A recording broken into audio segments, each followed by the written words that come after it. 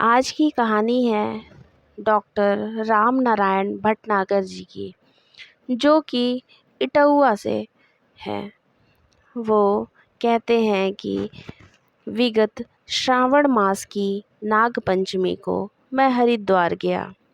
अच्छा, एक बात मैं बता दूं कि ये कहानी, ये जो इनका अनुभव है, ये उस समय का अनुभव है जब पंडित श्री राम शर्मा आचार्य जो थे, हमारे गुरुदेव हमारे समक्ष थे, और वो मथुरा हरिद्वार में काफ़ी समय बिताया करते थे। मथुरा तो उनकी तपस्थली ही रही।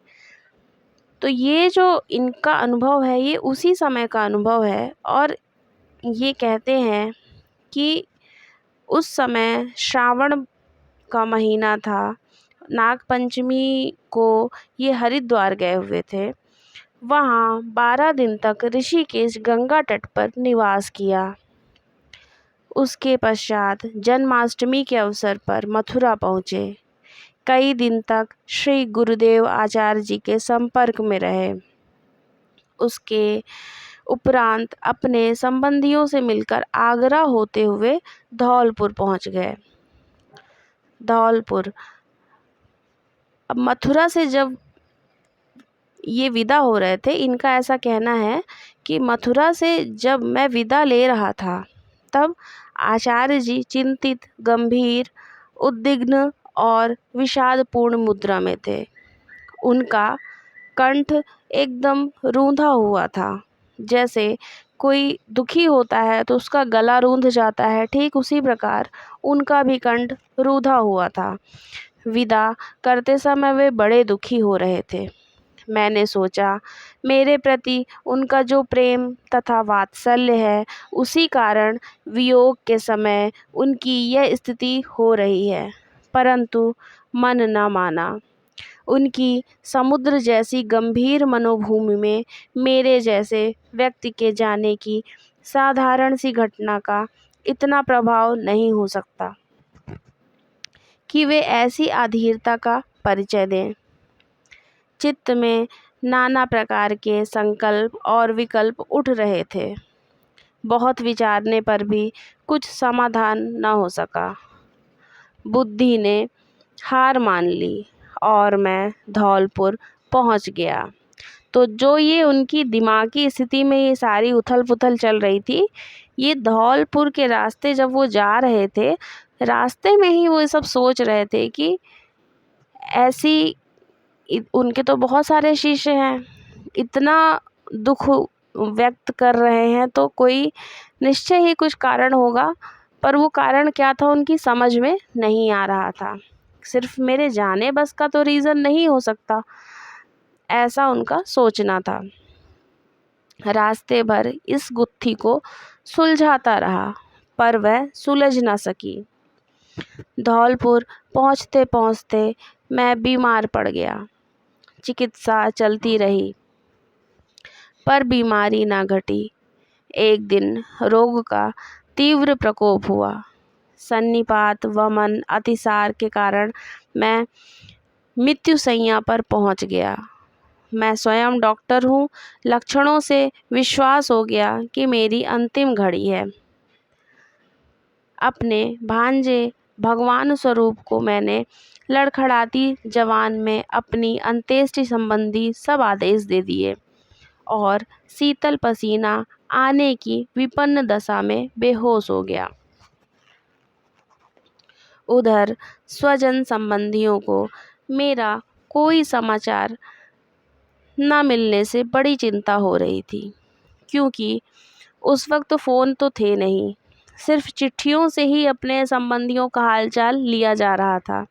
और मैं काफ़ी दिन से निकला भी हुआ था। हरिद्वार गया, फिर मथुरा गया। तो फिर वो कहते हैं कि बरेली वाली मेरी बहन ने चारों ओर पत्र भेजे और ज्योतिषी अशरफी लाल जी को बुलाकर ग्रह दशा दिखलाई।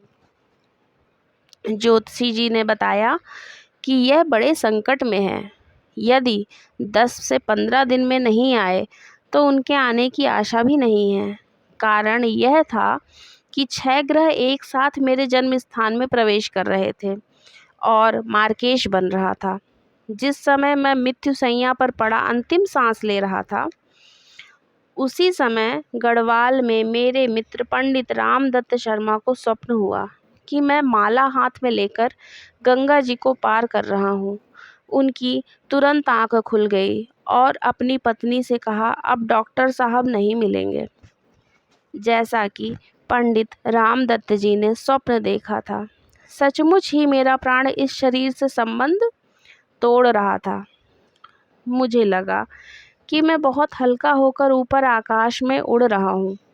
आश्चर्य कौतूहल के साथ इस विचित्र दशा में मैं पड़ा हुआ कुछ निर्णय नहीं कर पा रहा था कि मैं किस अवस्था में हूँ, कहाँ हूँ, उड़ता हुआ कहाँ जा रहा हूँ। अकस्मात इसी अवस्था में मुझे अनंत तेजमयी परम रूपवती दिव्य वस्त्राभूषणों से सुसज्जित हंसारूढ़ वेद माता गायत्री के दर्शन हुए। मैं उनके चरणों की ओर बढ़ा। उन्होंने मस्तक पर हाथ रख दिया। यह स्पर्श ऐसा सुखद था कि मैं सारी सुध बुध भूल कर एक विचित्र आनंद सागर में निमग्न हो गया। कई घंटे बाद संज्ञा शून्य शरीर में चेतना फिर लौट आई। मृत्यु शैया पर करवटें बदली और धीरे धीरे अच्छा होने लगा। कुछ दिन दवा दारू करते कराते ठीक हो गया और घर चला आया। मन में बार बार प्रश्न उठता कि उस माता की शरणागति से अलग होकर मुझे फिर क्यों यह जीवन जीने के लिए लौटना पड़ा। गुरुदेव ने बताया है कि जो अपूर्णताएं रह गई हैं, उनको पूरा करने के लिए, कच्चेपन को पकाने के लिए अभी कुछ समय की साधना और आवश्यक है। नया जन्म लेकर उस कमी को पूरा करना संदिग्ध था। इस समय जो सुविधा और परिस्थिति प्राप्त है, कौन जाने अगले जन्म में वे प्राप्त होती हैं या न होती। इसलिए वर्तमान सुयोग से लाभ उठाकर जीवन लक्ष्य तक पहुंच जाना ही श्रेयस्कर था।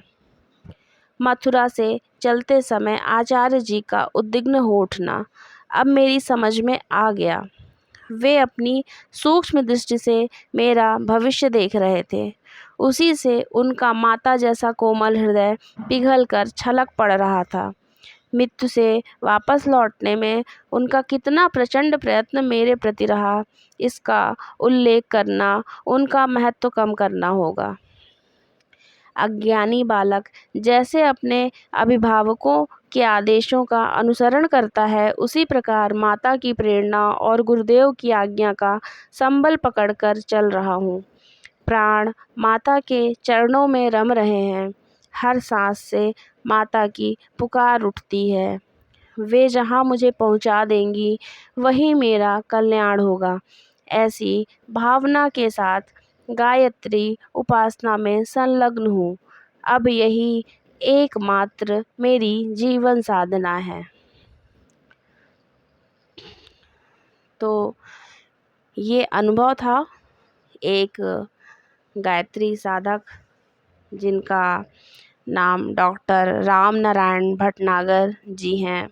और ये जो अनुभव है, ये कई वर्ष पुराना अनुभव है। शायद वो अब इस दुनिया में ना भी हो या हो भी सकते हैं, लेकिन ये घटना बहुत पुरानी है और ये अनुभव से हमें भी सीखना चाहिए कि कैसे हम अपनी साधना को बीच में ना छोड़ें और क्या पता अगले जन्म इस साधना को करने में कितने प्रयत्न करने पड़ें, वो सुविधा मिल सके ना मिल सके, है ना। बार बार इस जन्म मरम के चक्रों में ना फंसना पड़े।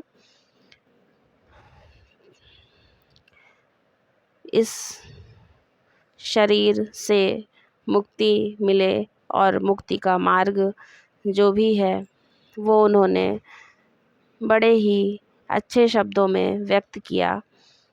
बहुत बहुत उनका धन्यवाद है। मन प्रसन्न हो उठा उनका ऐसा अनुभव सुनकर। आपको भी अगर पसंद आया और आपका भी मन अगर खिल उठा हो तो आप लाइक ज़रूर करें, ताकि इसी तरह के अनुभव हम आपके साथ शेयर करते रहें।